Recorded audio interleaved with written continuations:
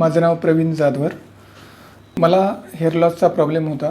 तो लास्ट 4-5 वर्षापासून माझा खूप हेअर लॉस होत होता आणि त्याच्यासाठी मी ट्रीटमेंट सर्च करत होते की याच्यासाठी आपल्याला काय करता येईल. तर मी पुण्यामध्ये एक 4-5 डॉक्टर सर्च केले आणि त्यानंतर मी त्यांच्याकडे कन्सल्ट केलं.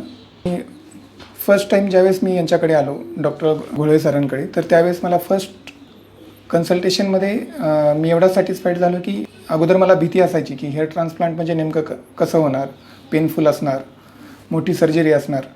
पण ज्यावेळेस फर्स्ट कन्सल्टेशन केलं त्यावेळेस मी सॅटिस्फाईड झालो की अशी काही मोठी सर्जरी नाही आहे, हे नॉर्मल सर्जरी आहे आणि जास्त पेनफुल नसणार हे त्यांनी एक्सप्लेन केलं.